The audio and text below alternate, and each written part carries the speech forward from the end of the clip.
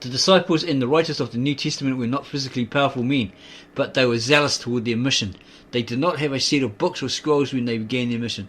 They spread the faith in Yeshua Mashiach, or Jesus the Messiah, by recalling his teachings.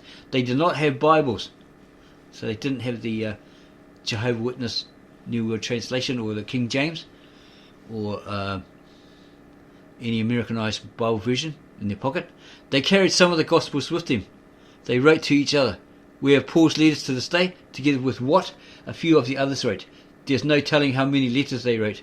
All the letters could not have survived. Therefore, there would be differences in interpretation.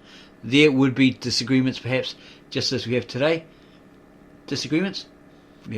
Today we have disagreements, and on what certain passages mean. The important thing is understanding who Yeshua Mashiach is, or was, and what his main mission. What is his main mission? Our differences in interpretation could result in disagreements. Yeah, that's what happens. So many different versions out there, Americanized Bible versions, translations, and one says, no, mine's the best, mine's the most correct, no, yours is rubbish, and they have a big punch up over it verbally, or even physically. They just can't agree on it, right? Because one says one thing, one says another. It does not matter that there are thousands of different interpretations today. We may even have arguments with each other, as long as we ask forgiveness for ourselves and are willing to forgive others. Yeshua Mashiach, or Jesus the Messiah, gave his followers one commandment. He said, love each other as I have loved you. And the mystery of Christmas, finding a church not made with hands, changing course. Okay, we're still trying to find that one about L. Okay, his funding he did when this site was up. Okay, so trying to find that thing on L. Obviously, it's not there. So have a look on the next page. See if it's there. We know we saw it somewhere. Aramaic Bible Translation Project Proposal, Victor Alexander, 1997 to 2014. Introduction. His purpose was to translate the Bible from the original Aramaic, the language of Jesus, into the nearest English equivalent. Trying to find that thing about the L. God L. It's here somewhere.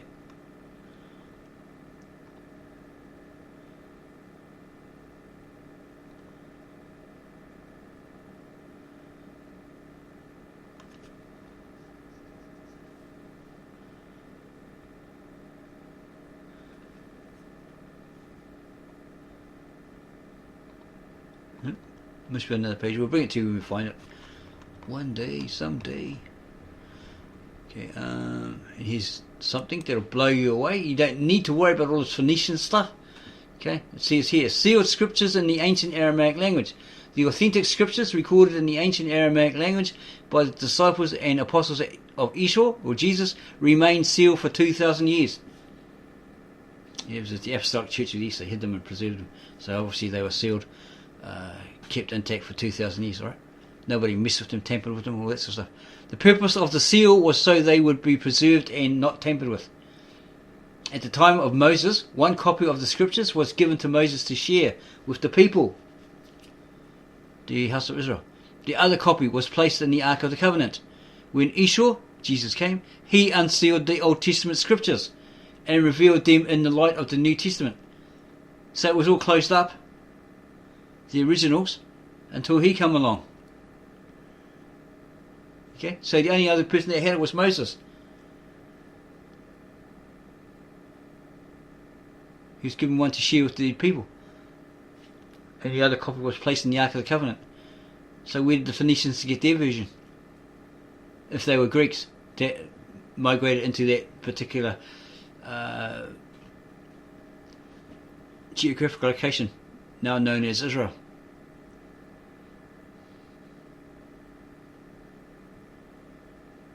So it was sealed up, right? Until he came along, Yeshua Mashiach, or Jesus the Messiah, and he unsealed it, the Old Testament scriptures, and revealed them in the light of the New Testament. Now is the time to read the scriptures again. The scriptures have been preserved in the ancient Aramaic language for thousands of years, since the beginning of their recording from the days of Adam until the time of Apostle Paul. Paul wrote his letters in his native Jewish language, the language that Yeshua Jesus spoke, commonly known today as the ancient Aramaic. Paul also compiled all the scriptures that were handed down to him by the disciples. They passed on to him, right? And apostles of Yeshua, Jesus. And he passed him on to future generations through the disciples and scribes that he trained. By the advent of the 13th century after Christianity, the scriptures were sealed again. They remained in the care of the ancient Church of the East, the Apostolic Church of the East scribes. Various Islamic rulers and conquerors that passed through Mesopotamia and Asia Minor killed millions of members of the ancient Church of the East. The Roman Empire and its allies killed millions of other members in an effort to destroy the original scriptures, but the original and authentic scriptures remained sealed in the original scribal language of the Jews, the ancient Aramaic language.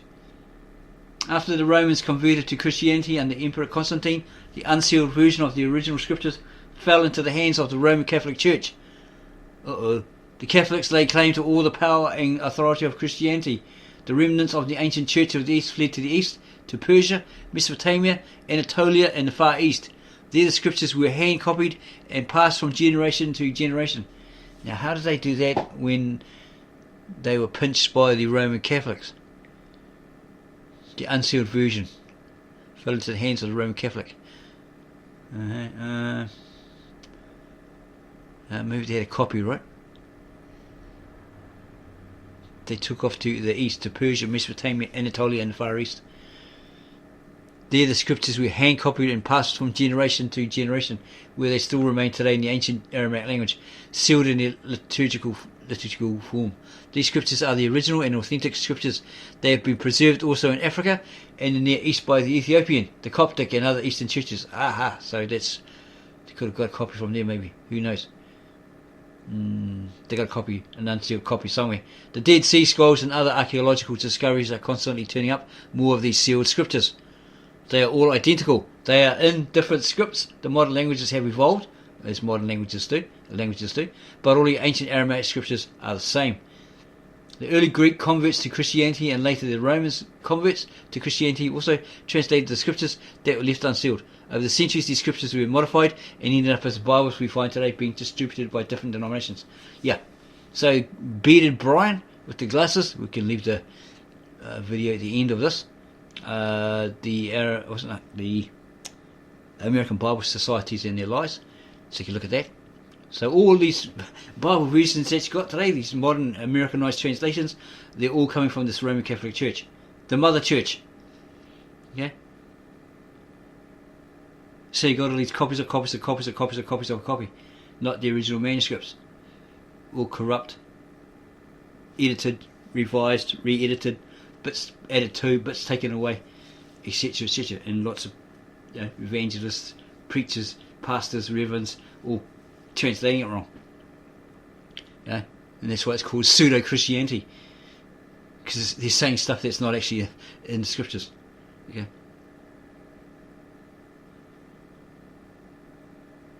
The Disciples' New Testament and the continuing translations of the Old Testament that you'd find on Victor Alexander's down the website, va.com, when it was up, are from the sealed scriptures of the disciples and apostles of Yeshua Mashiach, or Jesus the Messiah.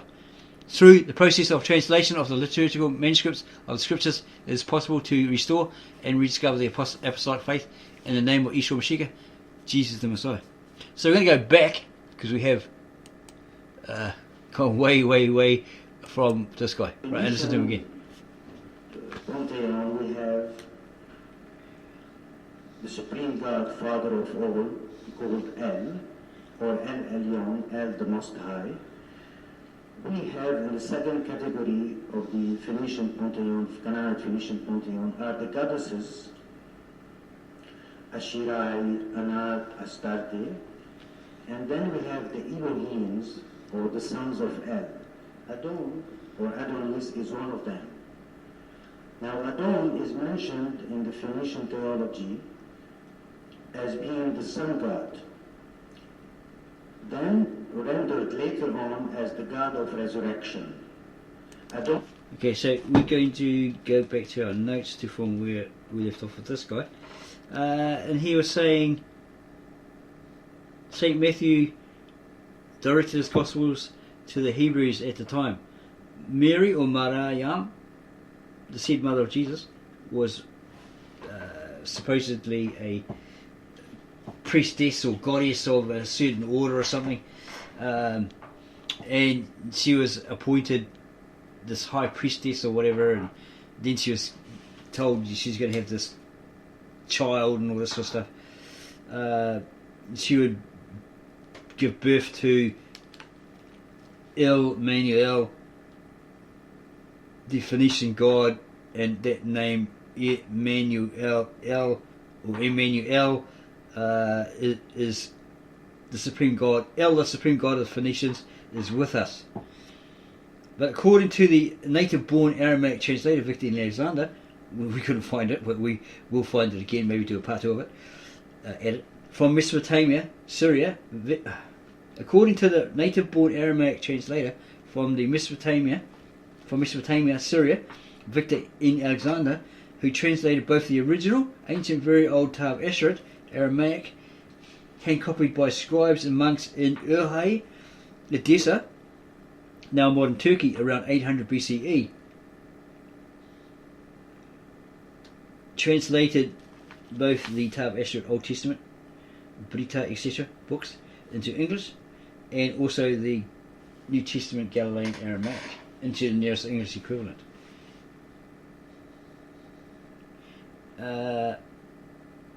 Stated on his translation project at va.com, down since 2016, but we revived it, and that's what our YouTube channel, The Ministry of the Real Truth, is all about.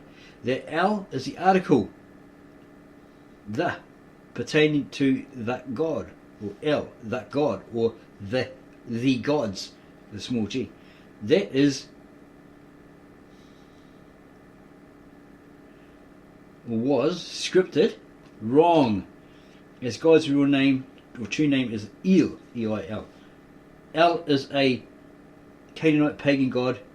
You go put in your URL, your search engine, El, E-L, and it should come up a Wikipedia, and then there should be a photo of a golden idol on the right hand of it, and it gives you a description of the etymology, the origins of El, etc., etc. It's all Canaanite god. It was like something to do with representing.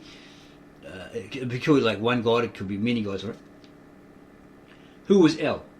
Elohim, the god or gods, because that is the article, right? The God with a capital G, or gods with a little g. So we at the Ministry of the Real Truth say this guy here is following that ancient pagan religion, the Canaanite religion, right? And he may be in error or incorrect, but if he can prove his claim facts as established facts and provide the evidence that proves his claims are evident, that they're irrefutable, etc., and all 100% true, then we would take him seriously. He needs to bring sources. He hasn't put any links. He just said, oh, this book, that book, okay, which we're going to check out. Okay, he needs to bring sources, written evidence via an ancient, ancient, very old manuscript or tablets in cuneiform or other for all to peruse, read, understand, etc. in the nearest English equivalent if you can. English is the second language, so his accent's pretty hard to understand. And he went on to state that El Elyon is the supreme most high God. That in a pantheon there are in the Phoenician or Aramaic, the Asherai or goddesses. Okay, that's incorrect. The Asherai were the people of Ashur, of Nineveh, etc. Okay, they might have had a goddess way back in their mythos days called Astarte, etc. When Jonah went there, the king of Nineveh said, right peoples, we're believing in what Jonah said, we're going to convert to his one true God, so go around and smash all those maypoles, all those idols, put on sackcloth, cover yourself in dirt, even the animals, and pray for forgiveness because we're all converting, every one of us, because I said so, because I'm the king. So they did that, right? And that saved them. Okay, even though later on maybe their library got invaded, got destroyed, all this sort of stuff.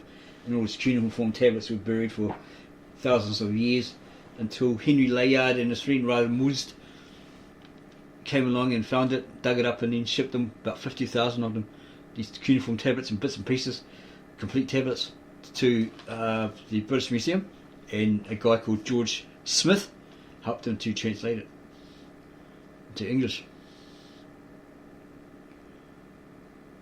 Okay, so this guy, he goes on about a pantheon, okay,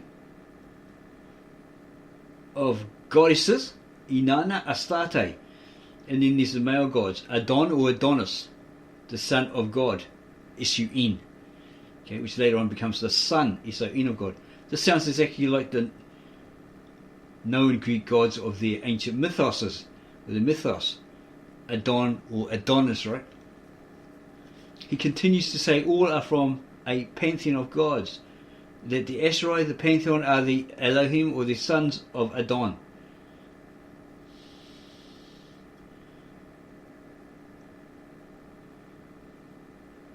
And Adon is the god of resurrection. He was killed by a bear, so that's where you start to disbelieve him, right? Okay, it's a myth. It's a myth. Okay, he was killed by a bear and then resurrected, much like Jesus and his resurrection, right?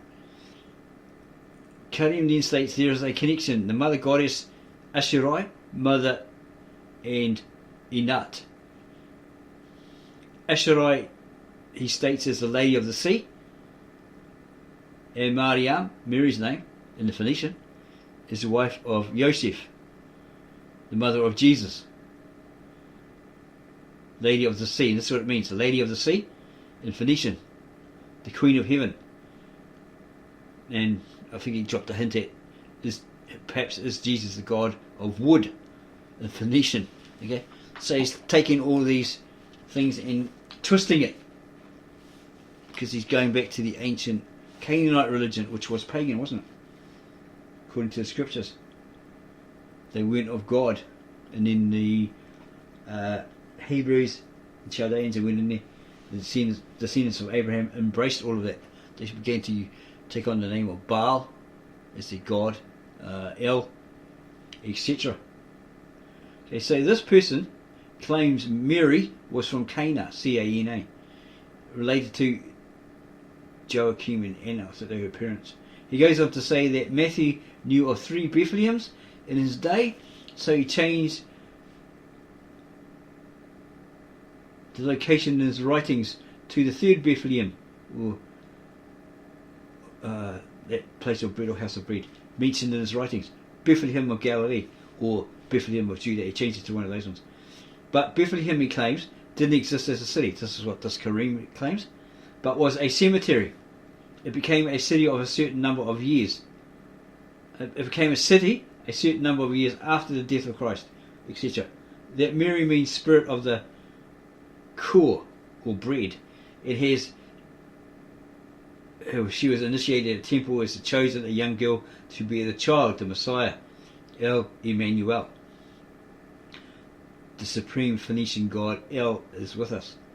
And at the time of Jesus, this is what he's stating, there was no Jews around. Joseph of Arimathea was the uncle of Miriam. Joseph, her husband, was a Phoenician trader. Yosef, in Arabic, from the city of Raman. And some person took away the non-Gnostic teachings in scriptures. Somebody like that. We missed that part. Karim then says Jesus was a Phoenician, not a Jew or Jewish. He then talks about a great white fraternity. Ooh, a great white fraternity. So we're looking online and we only found a great white brotherhood, which wasn't racist or anything like that. But a great white fraternity is something that this guy created in a certain period, in the 2000s or something like that, which he claims started with the Genesis Enoch, who walked with God. Okay, in the book of Genesis, God transported him or relocated him somewhere else before that flood went down. A prophet, a visionary, a seer. And there's a connection between Enoch and somebody else who moved the quote, tradition, unquote, to Egypt, and Thutmose said 3 to Moses of Tut, T-U-T, which means in that language, ancient Egyptian, or Kemet, the shape of, or the shadow of. So he's basically the copy of that person, Thutmose 3. He was the, he was moulded. He became like that guy, right? Thutmose 3. And supposedly this was kept secret by a great white fraternity of mystic beliefs. Aton, a variation of Adon or Adonis. Remember Aton? He had the idea that there was only one God. He denounced all the Egyptian pantheons of gods, but it didn't really take off. And then when he died, his son was supposed to sit on the throne, but the priests, etc., says, oh, well, for you to do that, you have to return to the old pantheon of gods that all the people believed in before your father made it all monotheistic, because he's supposed to be the father of monotheism in Egypt, etc., right? And he said, oh yeah, okay. So they went back to the old gods, worshipping the old gods. Okay, so this is all kept a secret. And Aton is a variation of Adon or Adonis or Yahushu. Yoshu. It's supposed to be the name of Jesus the Messiah, right? Yoshu. Yoshu. A myth that becomes a reality. Yor saves instead of Yah saves. Okay, so it's not Yah, it's Yor. The Phoenician god, Ugaritic tablet, transported by, and we've got a question mark here because we weren't too sure what he said, to Mesopotamia and became El, god of Yahweh. Okay, or God Yahweh, the God of Yahweh. Okay, and we put here, who is El? El, Elohim, the God or gods. Okay, we already read that bit. Yeah, we already read that bit. Yeah, jump back to the page we already read. Okay, and he's got this thing about 6th or 7th century BC. Peoples moved from Ur and Babylon to Canaan. 6th century BCE Persian.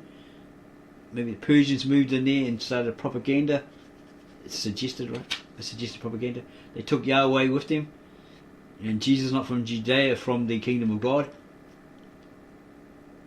Because remember Jesus said to Pontius Pilate, if my kingdom was of this world, etc., etc.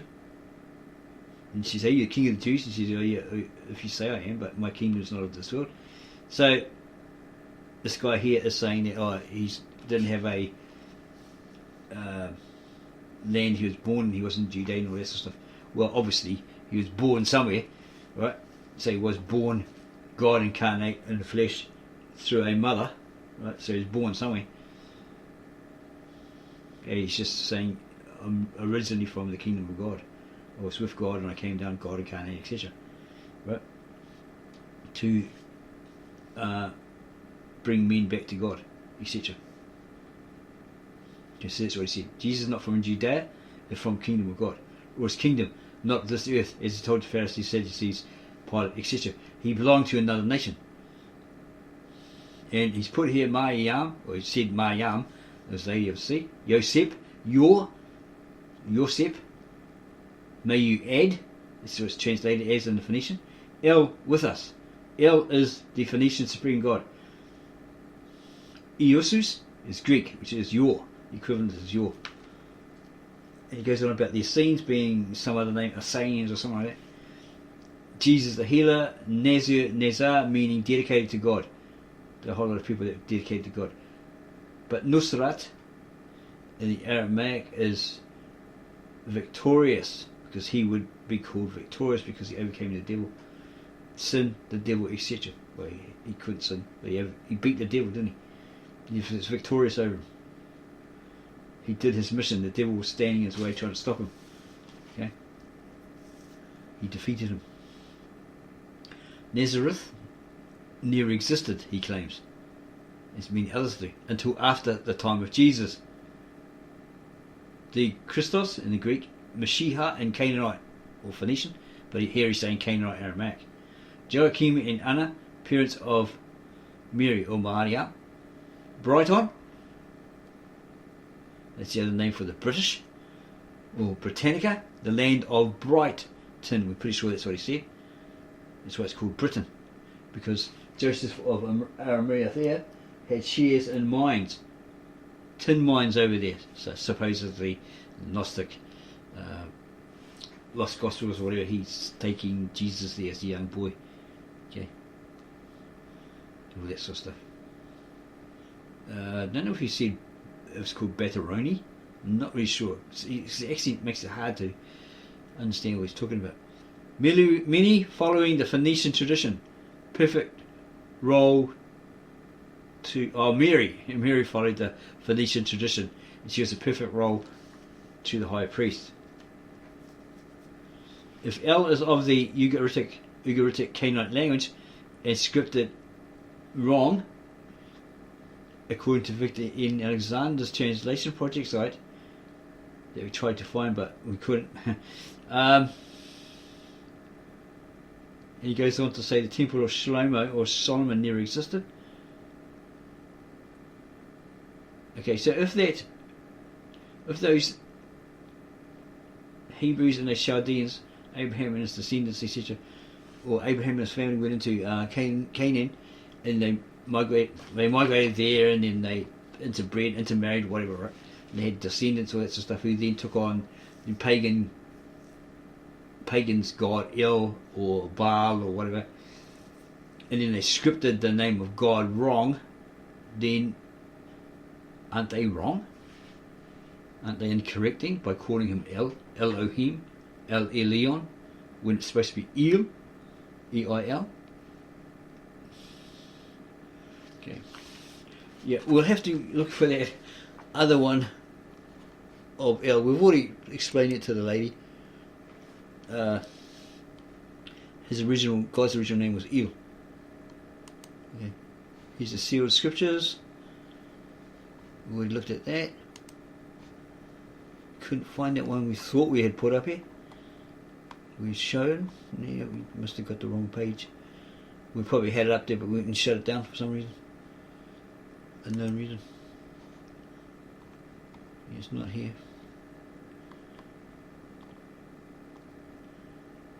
Should we have one of these here, like that? That way we'd know where it was.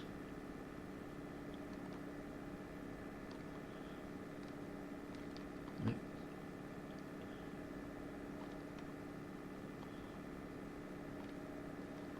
It's definitely not here.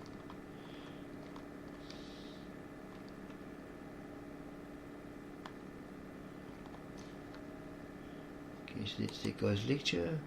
First book of.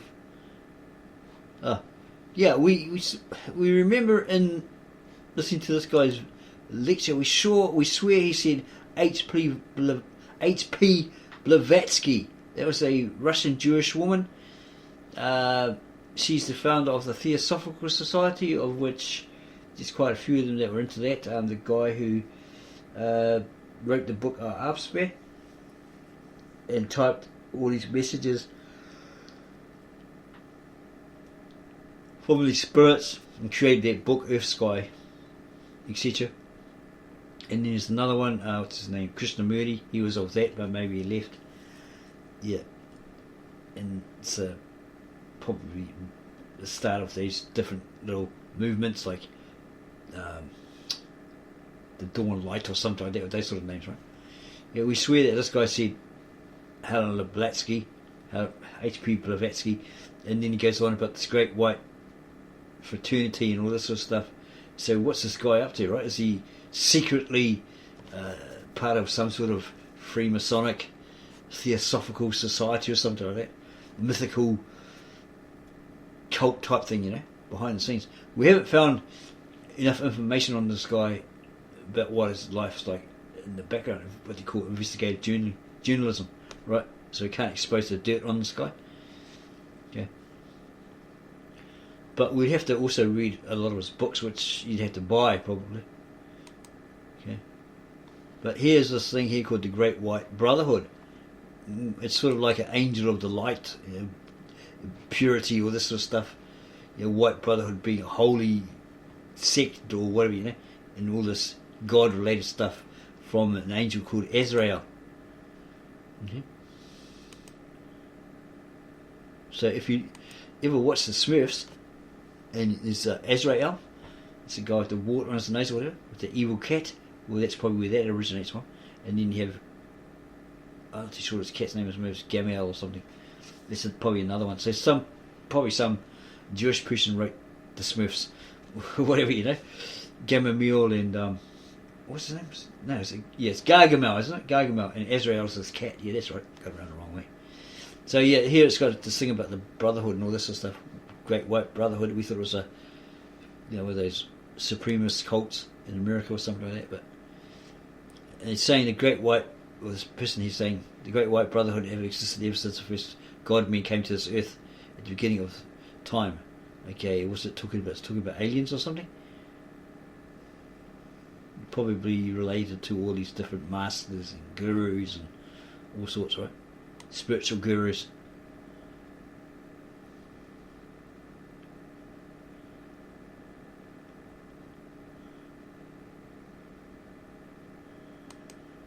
And so forth. Okay, so we're going to leave it there. If you like this video, give us a like. Subscribe to our channel. Add your comments below. And we'll get back to you on those as soon as we can. Hopefully it's answered this lady's question. And some will basically say, be careful of that guy who's going on about a great fraternity and all this other twisted scriptural stuff that Jesus is not a Jew, this and that. Yeah, I'd be very wary of this guy, because the original ancient Aramaic scriptures have a date, 800 BCE. They're hand copied by scribes and monks in Urhai, etc., etc.